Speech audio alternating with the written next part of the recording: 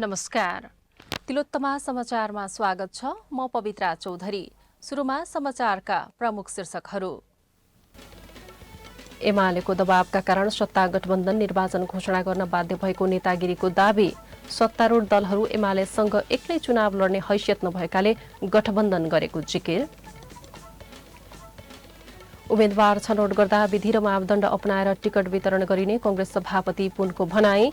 स्थानीय तहको निर्वाचनमा गठबन्धन नगरी निर्वाचन लड्न सक्षम रहेको दाबी। र भैरहवामा जारी सुपर लिग क्रिकेटमा डिभिजन ए अन्तर्गतको खेलमा तिलोत्तमा क्रिकेट क्लब विजयी। बुद्ध क्रिकेट क्लब 81 रनले पराजित।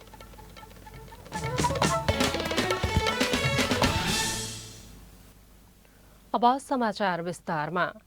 नेकपा एमालेका पोलिट ब्युरो सदस्य तथा लुम्बिनी प्रदेश कमिटिका सह इन्चार्ज लीला गिरीले एमालेको दबावकै कारण वर्तमान सत्ता गठबन्धन निर्वाचन घोषणा गर्न बाध्य भएको बताउनु भएको छ।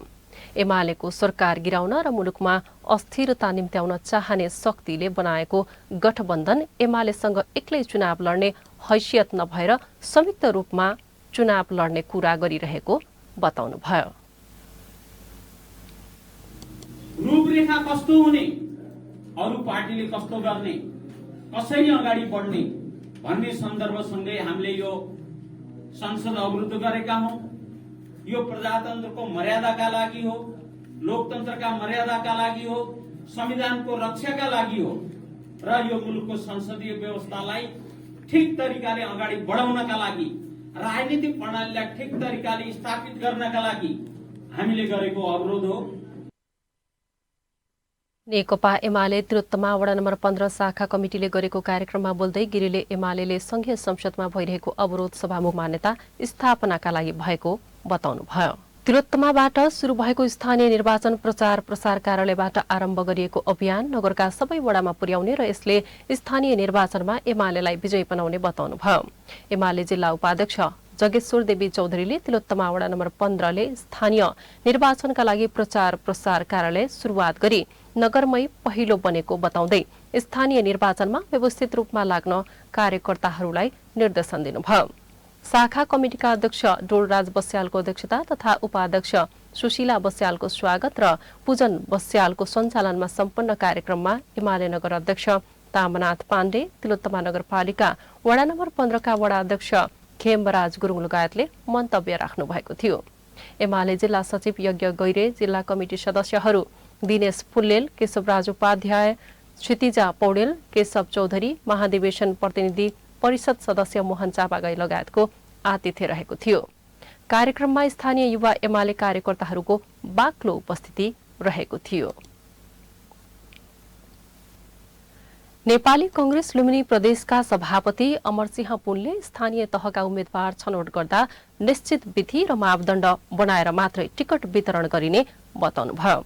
बुधबार कांग्रेस लुम्बिनी प्रदेशले आयोजना गरेको पत्रकार सम्मेलनमा बोल्दै सभापति सिंहले स्थानीय तहको निर्वाचनमा टिकट वितरण गर्दा पार्टीमा गरेको योगदान, जनाधारको मूल्याङ्कन, कार्यक्षमता, दक्षता सहितको समावेशितालाई प्राथमिकता, क्रियाशीलता, निरन्तरता, निष्ठा र त्यागको मूल्याङ्कन, प्रतिस्पर्धी पार्टीका उम्मेद्वार समेतलाई मध्यनजर गरी उम्मेदवारी छनौट गरिने बताउनुभयो। स्थानीय तहको निर्वाचनमा नेपाली कांग्रेस गठबन्धन नगरी पनि निर्वाचन लड्न सक्षम रहेको बताउँदै अन्य पार्टीहरूसँग गठबन्धन गर्ने वा नगर्ने स्थानीय तहको आवश्यकता र परिस्थिति अनुसार पार्टीले निर्णय गर्ने बताउनुभयो। सभापति पुनले स्थानीय तहको निर्वाचन नतिजा प्रदेश र प्रतिनिधि सभाको निर्वाचन जित्न गाह्रो हुने बताउनुभयो। नेपाली कांग्रेसले लुम्बिनी प्रदेशको कोषाध्यक्षमा प्रकाश राणालाई मनोनित गरेको छ। यसैबीच नेपाली कांग्रेसले लुम्बिनी प्रदेशको कोषाध्यक्षमा प्रकाश राणालाई मनोनित हुनुभएको छ। कांग्रेसको विधान अनुसार कोषाध्यक्ष मनोनित गर्ने व्यवस्था भए बमोजिम राणालाई कोषाध्यक्षमा मनोनित गरिएको सभापति पुनले बताउनुभयो। प्रदेश उपसभापति भुवन प्रसाद श्रेष्ठले प्रशिक्षण विभागको प्रमुखको जिम्मेवारी पाउनु भएको छ।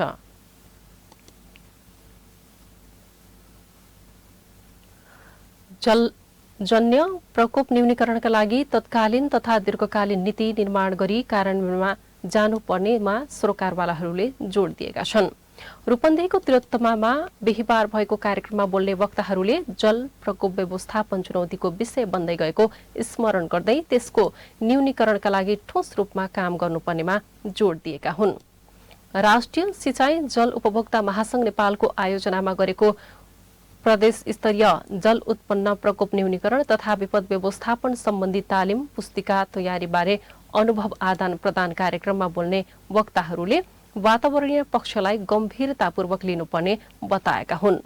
कार्यक्रममा बोल्दै लुम्बिनी प्रदेश ऊर्जा जलस्रोत तथा सिंचाई महाशाखा प्रमुख ध्रुवराज पौडेलले जल उत्पन्न प्रकोप न्यूनीकरण तथा विपद व्यवस्थापन सम्बन्धी तालिम पुस्तिकाले योजना निर्माणमा सहयोगीको भूमिका खेल्ने विश्वास व्यक्त गर्नुभयो।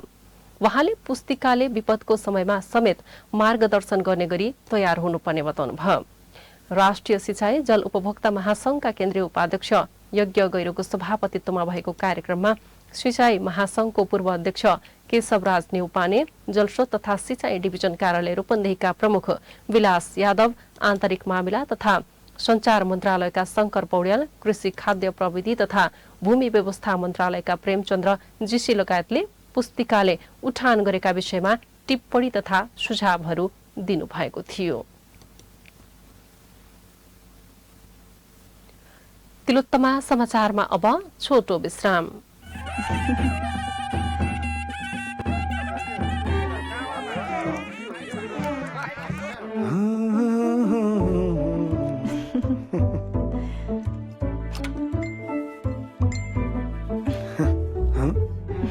मसँग छ कपन्जा को हो यो?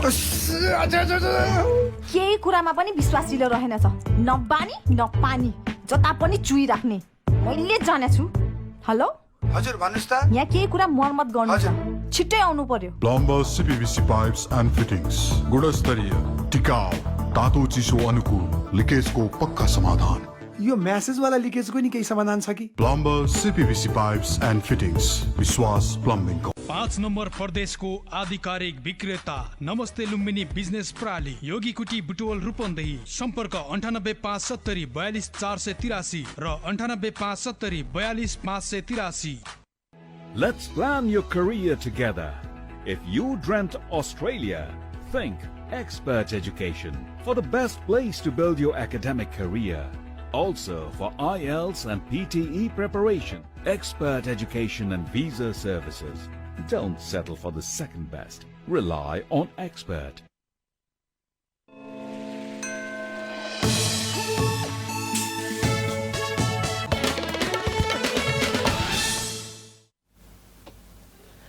विश्रामपछि तिलोत्तमा समाचारमा स्वागत छ। बाँकी समाचार भन्दा पहिले प्रमुख शीर्षकहरू।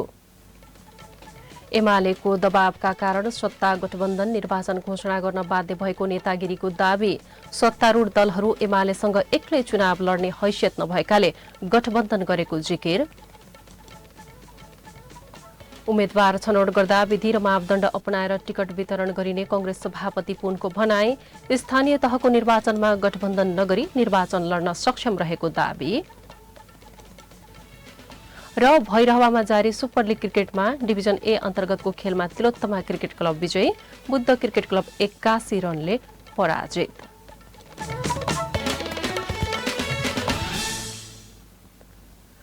अब बाँकी समाचार।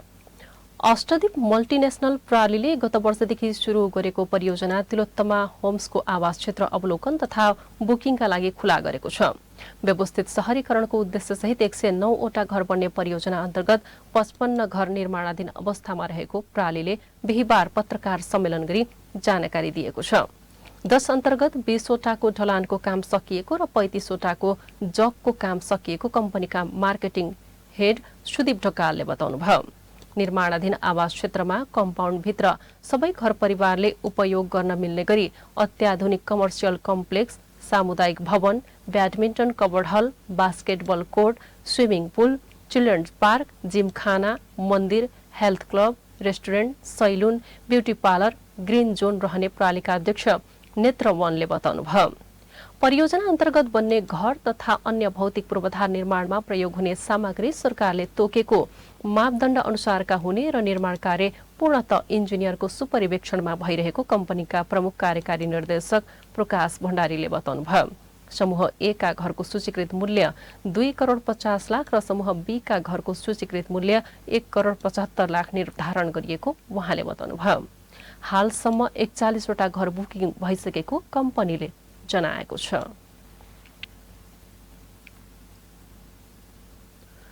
भैरहवामा भएको दुर्घटनामा एकजनाको मृत्यु भएको छ। मायादेवी गाउँपालिका वडा नम्बर 8 विश्वकर्मा मन्दिर नजिकै लु 2 ख 1440 नम्बरको ट्रकले लु 22 प 9665 नम्बरको मोटरसाइकललाई ठक्कर दिएको थियो। ठक्करबाट मोटरसाइकल चालक मायादेवी गाउँपालिका 8 बस्ने 20 वर्षका रोहित राम दामको मृत्यु भएको रूपन्देही ट्राफिक प्रहरी प्रमुख केशव केसीले बताउनुभयो। यस्तै सोही घटनामा पनि 19 वर्षका सुदामा बिक घाइते हुनुभएको प्रहरीले जनाएको छ।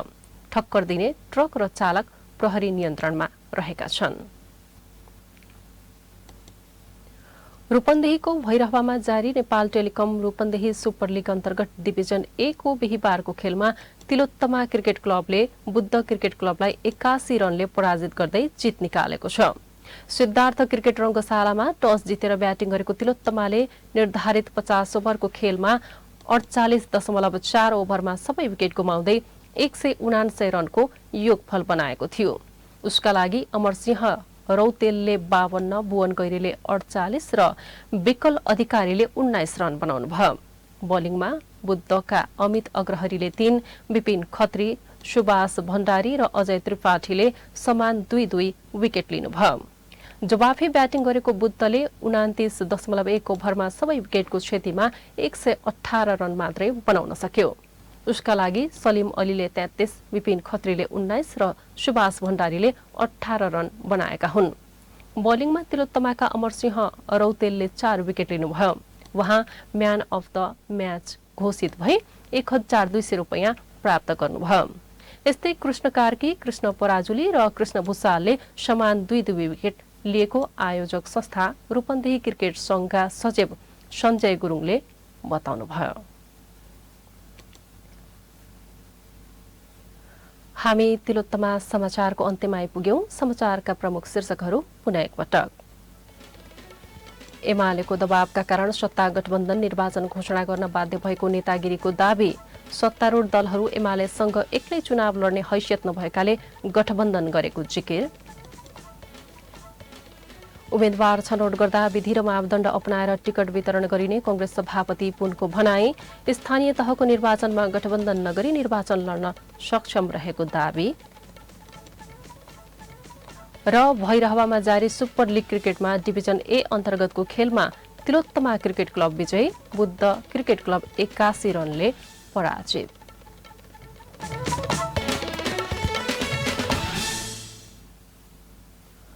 हवस् त तिलोत्तमा समाचार सकियो। सूचना सन्देश र मनोरञ्जनका लागि हेर्दै रहनुहोला तिलोत्तमा टेलिभिजन HD। नमस्ते।